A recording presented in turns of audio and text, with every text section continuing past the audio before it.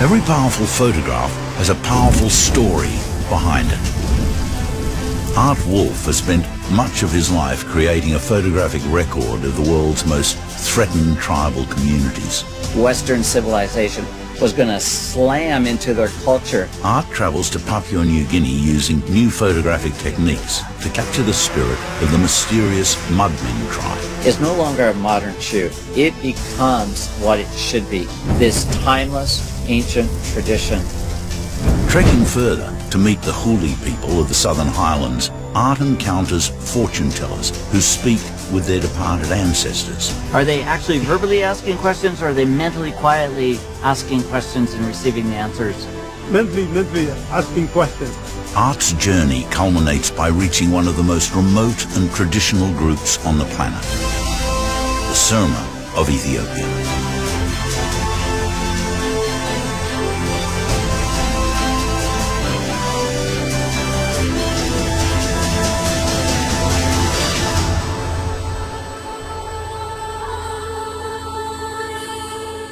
In 1984, I was invited to be the expedition photographer on the first Western expedition allowed into China, through Tibet, on up the northeast ridge of Mount Everest. I went on that expedition because I wanted to see the culture. It was the cultures that really connected to me. I'll never forget going through the small town of Shigar, and all these people were sitting outside of a house, all cramming their heads into this tiny little space, watching the only TV in that part of the world. Western civilization was going to slam into their culture. And I thought, I'm going to go as fast and as broad as I can to the world's most remote places, because if it's happening in Tibet, it surely would be happening in the Amazon, in the Andes, in Papua New Guinea. Those traditional photos will become valuable records of what was once. The first time I went to New Guinea, probably 20 years ago, I went there simply because there's what they call the Sing Sing.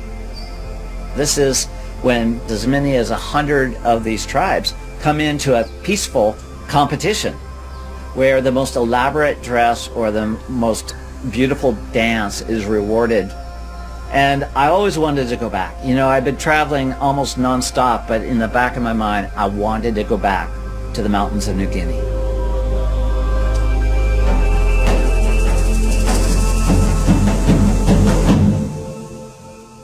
Papua New Guinea has some of the richest concentrations of cultural diversity on Earth. For thousands of years, the highlands have been home to isolated communities untouched by the outside world. Over almost every escarpment, you'll find a unique group of people who proudly live out an ancient traditional life. As a photographer, you would definitely be remiss if you didn't stop at the famous Mudmen of New Guinea. Legend has it that a warring tribe attacked the Mudmen's ancestors, who sought refuge within the banks of the Asaro River. At dusk, they emerged covered with mud, appearing like fierce spirits of the dead, causing their enemies to flee in terror. Today, the tradition lives on. I wanted to find something that really captured the traditional locations that they live, and we looked for probably an hour and a half. Finally found this little promontory out above this beautiful valley.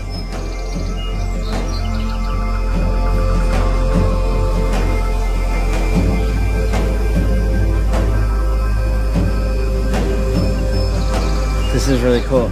Every time I turn around, there's a really new composition. There's such a beautiful symmetry with all these masks being very similar, and the color of the men the same. It's just a really nice, beautiful composition. And I still haven't shot the shot that I came here to get yet. Okay, so I want to show you what I want to do.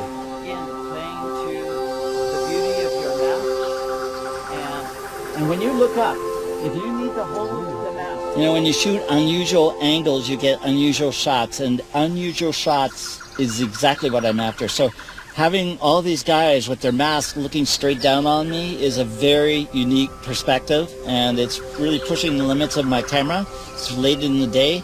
They're in deep shadow, but I'm overexposing it and I'm getting a great shot, and really cool. Stay right there. Nice. Nice, nice. Technology has totally transformed the way we shoot. It's only enhanced my ability to capture what I'm after. And using a drone, if you will, this ability to carry a camera directly above and shoot straight down allows me then to abstract the culture. Okay, good. Let's take it off and move on to the next one. Great job.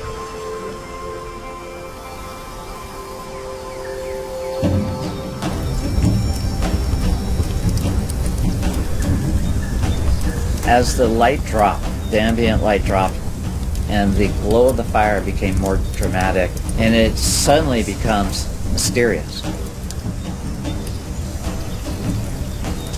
It's no longer a modern shoot.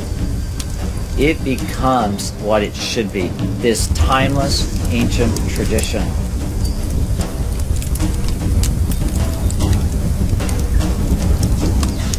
And that's the beauty of working around traditional people in their environment. You just sit back and you integrate into their culture and allow them to channel their ancestors and their spirits into the moment. And that's when truly the magic happens.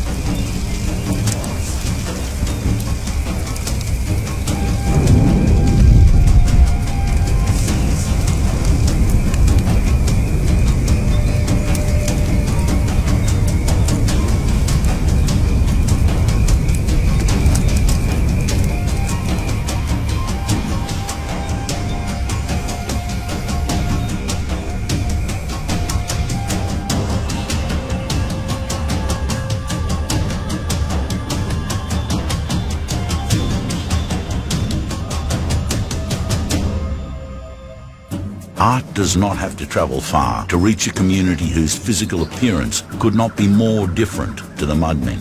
The forests of the Southern Highlands have been home to the Huli clans for over 1,000 years. The Huli people are among the most distinctive of the hill tribes of southern Papua New Guinea's mountains. They're distinctive in their hairstyle. They make these hats out of their own hair that they wear historically during war. You know, the bigger the hat, the more fearsome the warrior. It takes on average 6 months to grow enough hair from their own bodies to fashion the wig that they will keep the rest of their lives. So Howard, I brought my computer along, and 20 years ago I was here, and I want to see if you recognize any of the people. So you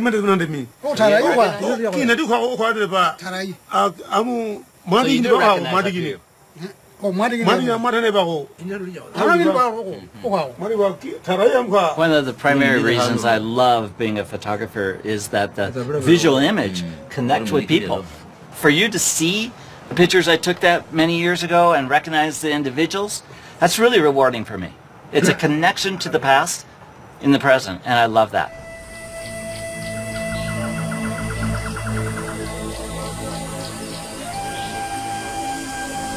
So historically, in the past when I was doing tribes, I would just photograph the end result, you know, just the pageantry. But today I'm telling more of a story. I want to get the men what they look like before they're adorning, how they adorn themselves.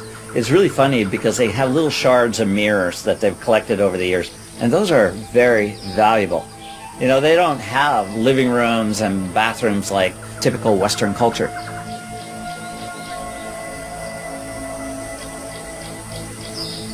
They almost look like fancy peacocks. You know, the male of the peacock is the most elaborate and the most beautiful, and in the Huli Wigman, it's no less true. The men become the peacocks of the tribe. This is the bill of a hornbill, which is one of the most striking birds to fly in Southeast Asia and through New Guinea. Pig tusks, leaves, parrot feathers. Then they collect the feathers from birds of paradise, and that further completes this very elaborate costuming.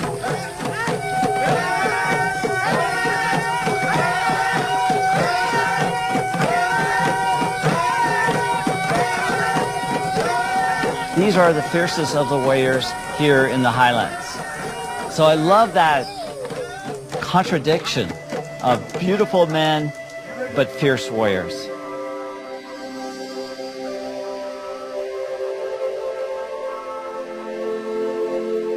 My idea now is to shoot something a little more formal. In an ideal world, if I could shoot these gentlemen without really seeing much of a backdrop, that's my aim. I don't want really to have, they're already very complex, and I don't want the intricacies of the forest to really overshadow what they're wearing.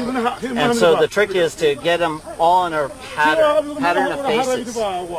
It's easy to say, it's not so easy to do. So he can come in the, and you come forward.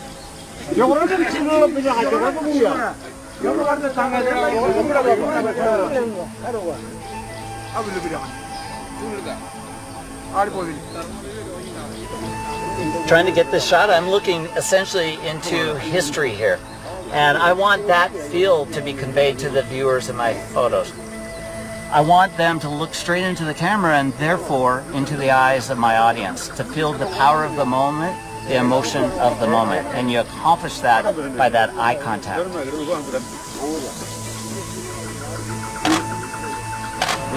Again, in the age of digital, you could have shown people, you know, I'd have to go back to Seattle, have the fill process.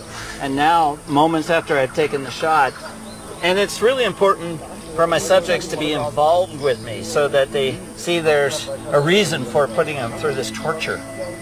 So, nice. So you're working around these huli and suddenly your guide says, do you want to photograph the fortune tellers? Fortune tellers? Ooh, I didn't even know in this culture there were fortune tellers. And so we were guided back through the valley into this really kind of dark, mysterious place.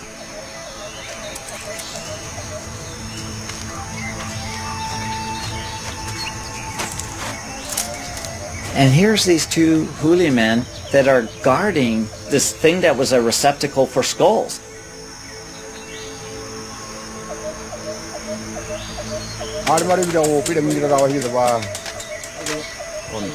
He said, some new visitors are coming, so wake up. We knocked the door, wake up. Wow. Tell me a little bit, Thomas, about the significance of why they have this is it a burial chamber, or what are we looking at here? Using this one, the first generation, that was the second generation, third generation, fourth generation, fifth, sixth generation.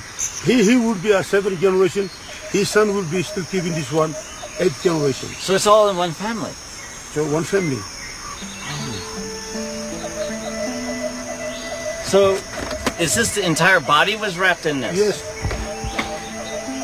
Before we let go to fight, plan fight or enemy fight, we have to talk with the scouts first. Are they actually verbally asking questions, or are they mentally, quietly asking questions and receiving the answers? Mentally asking questions. Okay. When he fly with the head scouts, something comes true to him. It's something like a dream.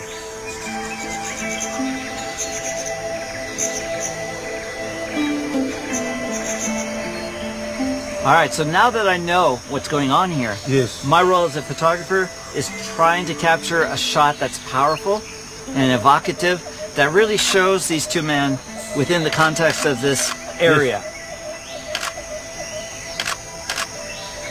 And after 40 years of shooting non-stop, this is a new subject, which makes me excited.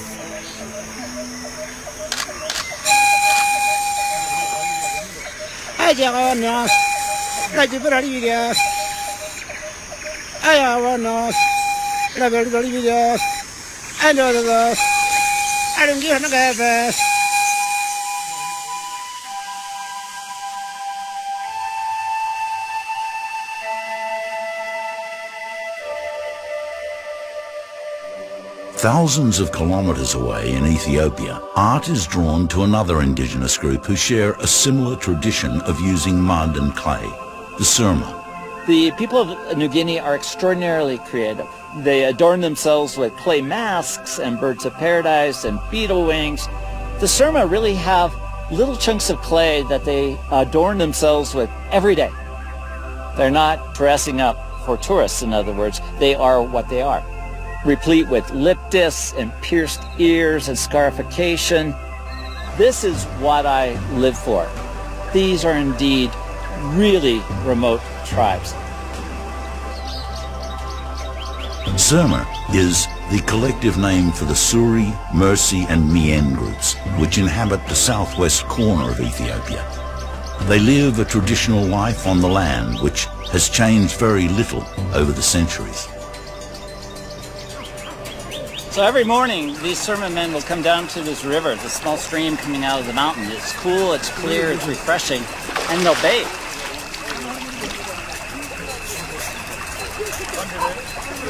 And then they apply this clay to their bodies as protection from the sun and to mitigate the effects of flies on their body as well. And over time, what was just a smear of white clay has become adornment.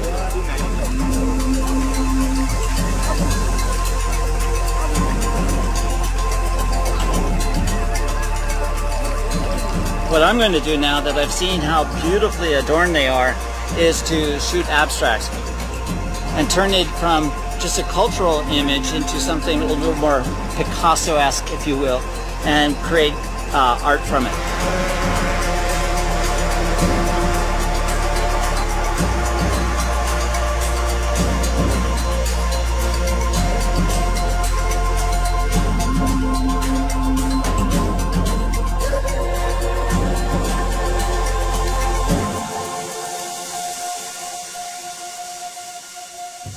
The Human Canvas is a project I began about 4 years ago in Seattle. I thought I would love to take the human form and photograph that in a way that the roots of traditional cultures and primitive art is woven into a modern composition.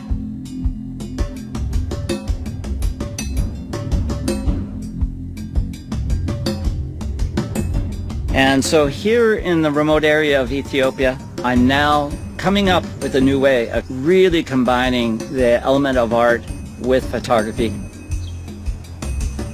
So I'm going to take this clay and paint her into a backdrop that I created in Seattle. And hopefully if this goes well, it'll look stunning.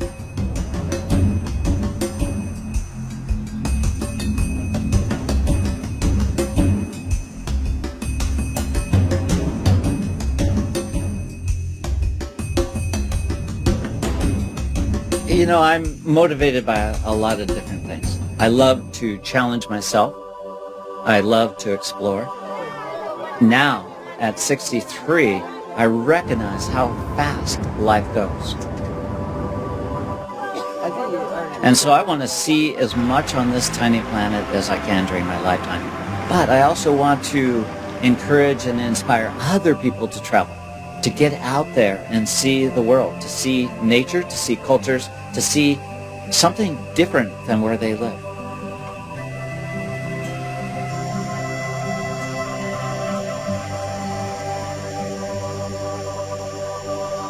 The lip disc is started during slavery. When these slave traders came into this area, Surma men wanted to protect their women. So these women, they started to practice this lip plate so that to disfigure themselves. To make them look grotesque? Yes, that's right. From then on, that became a culture. And now it's not looked at as grotesque, but a sign of beauty. A sign of beauty. Wow. It's amazing to see. Yeah, it is, isn't it? So they're starting to pierce the lower lip. And they just put a tiny little bit of clay. A little bit of clay. Wood.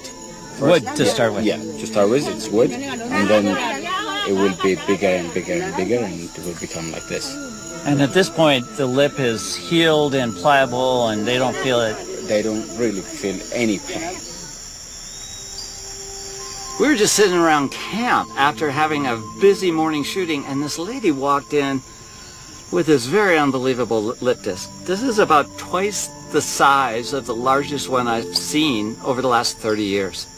to do ni mina no kalino penyai kuduna itu ko mata di nda ni ko ritero inde aka pulo me nanya ko ka kulu kunya dare na kuduna ngi anya da ojene duki na kwa ni kete nga kwa ko jasa ya ngi anya da inde ko jasa nda nya da inde bu kolombe kete na bu chalam kete inde du de gunya kete agarta ya nda inde kolombe na bu chalam ngi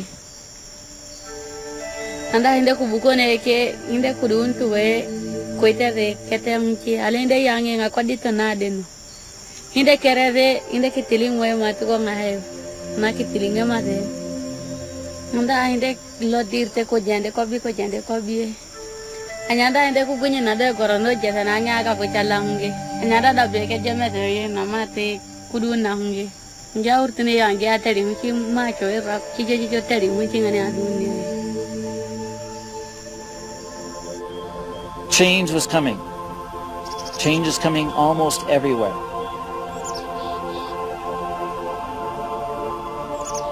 There was a need and a desire to go out as far afield as I could with that singular mission of documenting cultures as they will inevitably change.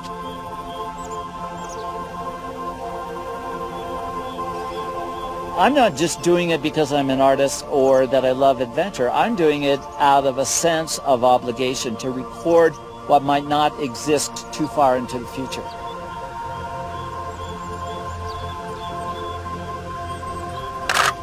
Some of my best shots are the ones that I had not planned on getting, and this is one of them. I had fully expected to silhouette these Surma against the descending sun, but a big old cloud came over this mountain ridge, and yet it makes the shot more surreal, more provocative. To have these Surma warriors on the edge of this cliff looking out into space is a metaphor for an uncertain future. I have spent the last 30 years traveling the world photographing vanishing cultures with the idea that someday they may be very important to have a record. And this shot of these Surma on this evening could be one of those.